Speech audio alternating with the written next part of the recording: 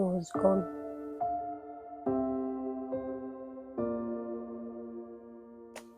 He was gone.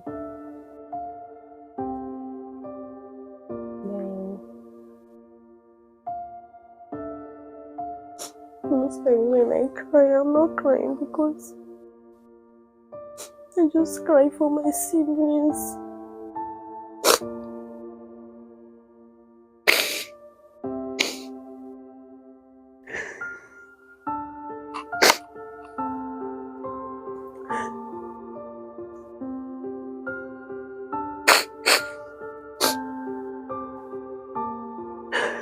Hi guys, welcome back to my YouTube channel. I still remain girl Maruche-Achim.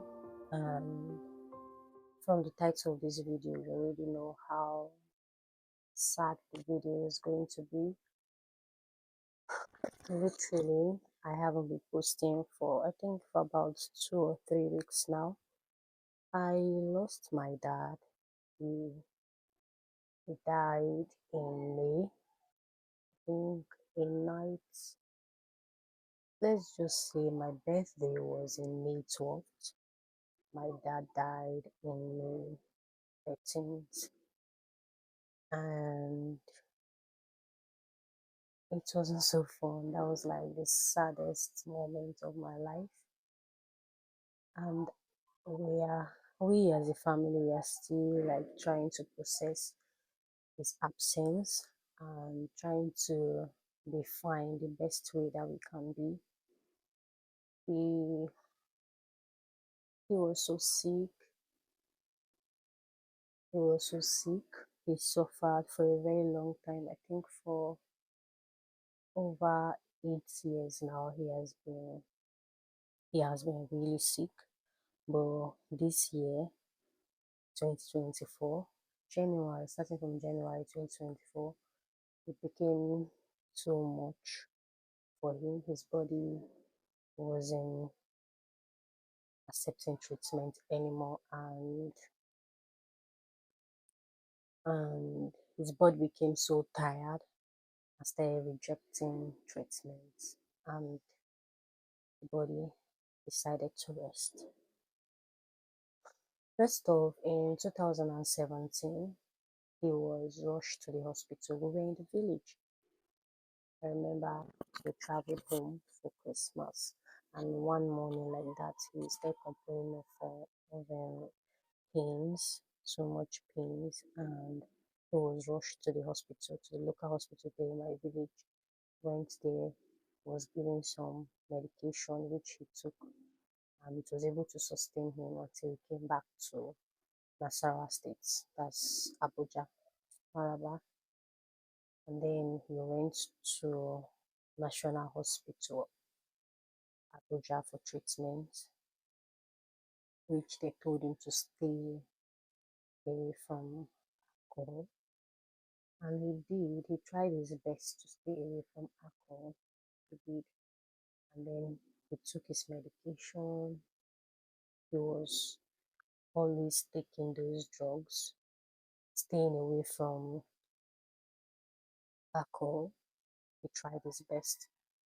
And then he was okay within that 5 years. Then in 20, I think 2017, 18, 19, 20, 2020, 2020, 2021, he fell sick again.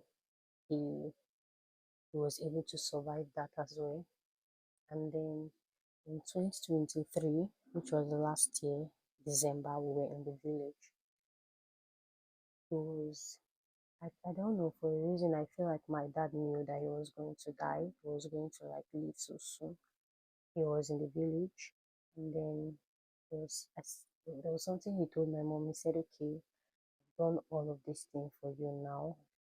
If I'm not here now, people will say so. He just did all of this and he's not here."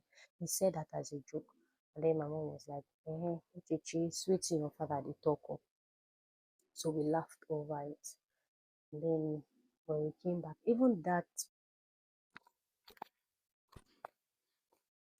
so even that period when we came back, I think that was when the major sickness started.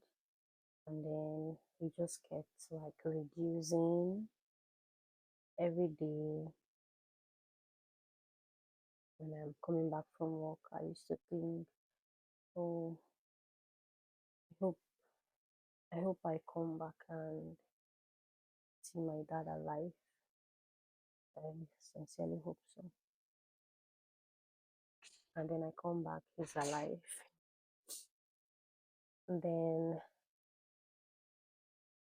his doctors advised him to go for a heart surgery because his heart was not pumping blood freely. That would help him, like his urinary system process and then take out urine or water. He was so scared. He was. I remember we were sitting down in the sitting room and he said, "There's a 50-50 chance. He's either going to survive or he's going to die." So he called his brothers and told them that this is what his doctor has said. He's actually going to go for the operation. Now, me, my dad does not like anything herbal or whatever. But because of this sickness, because of how critical, in fact, during his last days of this sickness, he decided to try herbal. And after herbal, he was like, no, he's no longer taking it, that he's not seeing any improvement, which he stopped. And after he stopped that, he was advised to go for operation. Now he went for the operation, even took pictures. These are the pictures. And we were so happy that the operation was successful. And after that, came back home. Like we were just so happy that the operation was successful. Came back home. We were happy. I was happy that he was home finally from the operation because we were all scared. My mom was scared. My siblings were scared. And then I think for a week after that operation, we were like really seeing changes. And then the second week, he was like complaining that like, he does not know how his body was doing him. And trust me, he started getting weak. It was as if he started losing like some of his senses. They having, what's the word? Mm, mm, as if he was having, oh God, I don't know the word. When you start forgetting things. So he would say something he would not remember. And then we decided to go for checkup. I think that was the week he was going to come for checkup. And my mom was like, okay, because even to put on his clothes, like carry his clothes and put on, he could not because his hands were now beginning to shake. So my mom was scared and she said, I think I have to go to the hospital with him. So she went with him for that checkup so that she now, since he's acting as if he can't really remember everything that was happening, maybe she being there, she will be able to like tell them, okay, this is the changes that we are seeing and this is how he is behaving, as in ask questions. My dear, it was that checkup they went for. They went for that checkup. They didn't come back again. They admitted, they said he needed to stay in the hospital for them to keep checking his heart rate because his heart rate was very low. So he stayed there for a week. It was as if he will be coming out soon. From a week, it went to 2 weeks. From 2 weeks, it went to 3 weeks. From 3 weeks, it became a month. And that month, it became 2 months. The first week of the second month, he was in coma. He was rushed to the emergency ward where he stayed for like a week. And then he was discharged from the emergency ward and was taken back to regular ward. And then he stayed there. On the third week, he stayed like disturbing that he wanted to go back home. Now, within this period, every morning before I go to work, I always go to the hospital to like,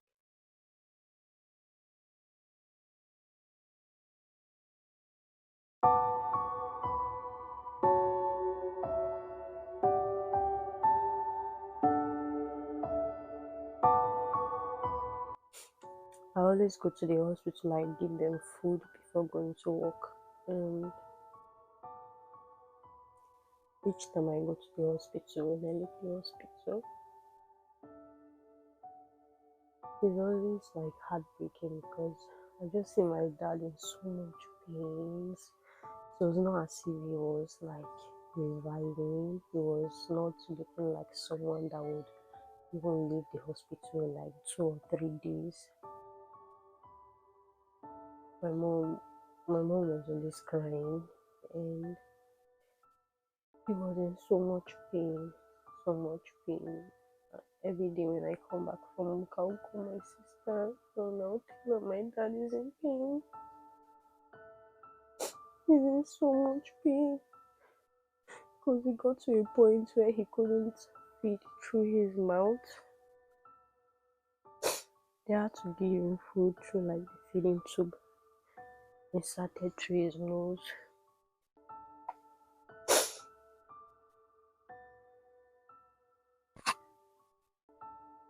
So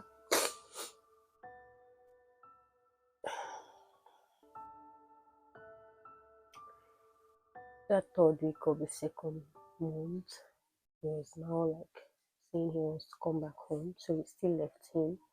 And then in the 4th week, he said he really wants to come back home. He called his brothers that he wants to come back home, as though he wanted to like just come and rest in his house before leaving. So I think he stayed April, let's say January, February, from February to um April. Yes, the 3rd week, because when was 12th? Let's just say on the 12th of May, they decided to bring him back home. So he was home, and then they gave him food and his drugs that morning. He took in the afternoon. He ate as well. Then in the night, we were supposed to give him his night drugs and then give him food, but he wasn't even opening his mouth to like eat or even take his drugs. So I remember, I think during the day I was at the lady that makes my hair, my stylist. So I think I was preparing. That should be on a Sunday. Yes, on a Sunday. So I was making my hair. I just went to loosen my hair and to like um braid it in. So, and the place the salon is not far from my church. So I saw my sister and some of my aunties in church. They came to call our priest that he should come and pray for my dad. I remember seeing them. I was so scared. I asked my auntie, I said, is my dad alive? Like, what is happening? She said, my dad is alive. So I came back home with them. And then the priest prayed and gave him communion and left. Then that night, my mom called me into their room. So she was saying, eh, the way my dad was looking, he's not looking like someone that is even regaining his health. Should we take him to another hospital? We were still talking about taking him to another hospital, and it was around 11 something. And I said, okay, now this is still morning, this is still night. Let's just wait till maybe around 2 or 3 or 4 or 5 in the morning, when I'm sure most people would have woken up, so that we'll see how we'll drive into the hospital. So when I laid down on the floor, I held his hand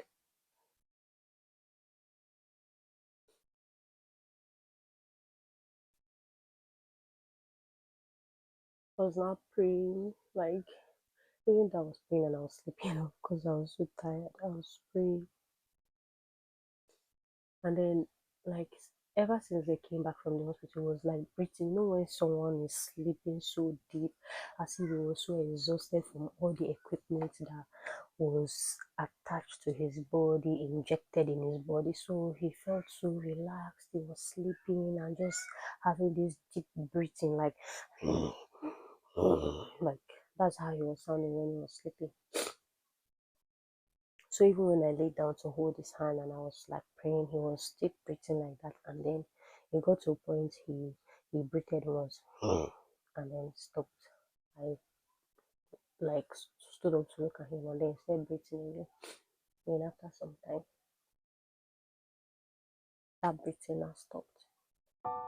So I was still praying and then the next thing I was like, Uchechi, life no dey this body again. Life no dey this body again. And I tapped my dad. So tapped him. He was gone. I started breathing into his mouth, like hoping that maybe he'll be revived. I did that. He just, if I just blow into it, to just go into your stomach and then go out. And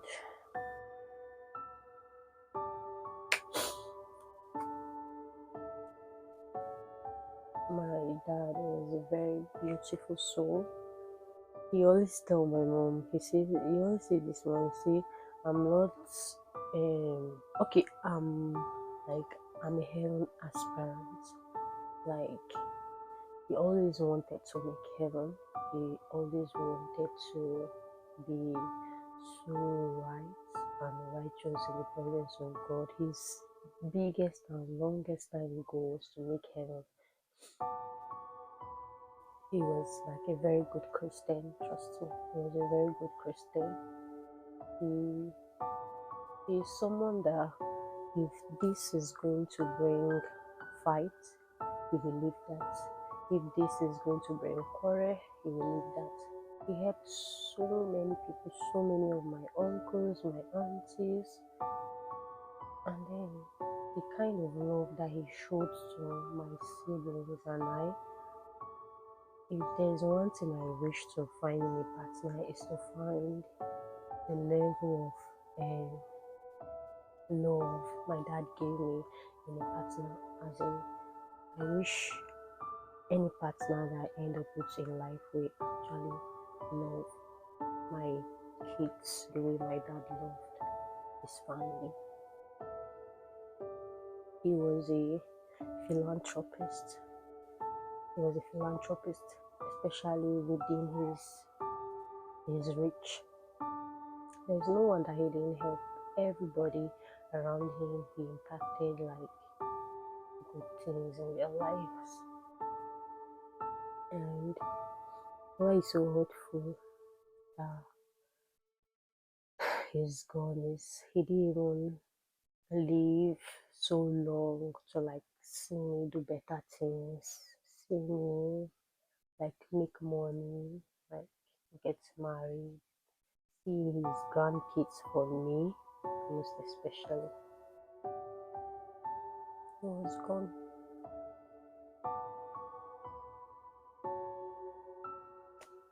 He was gone.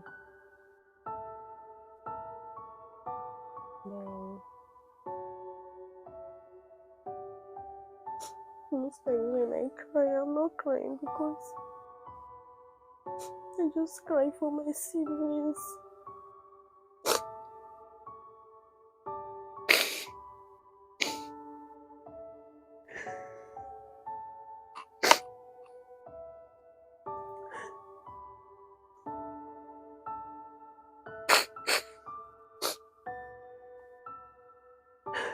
And my mom, they all look so sad.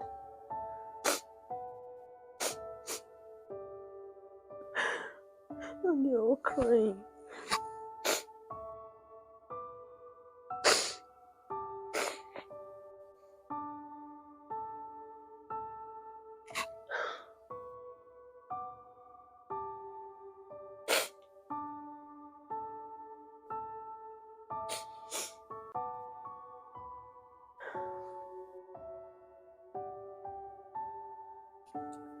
want you to know that I love you so much. I am 1001% sure that you need heaven. Keep resting, and your legacy will definitely live on. It will make you proud as a family, and all of my dreams and aspirations in life, I'm going to work towards them. Having you at the back of my mind.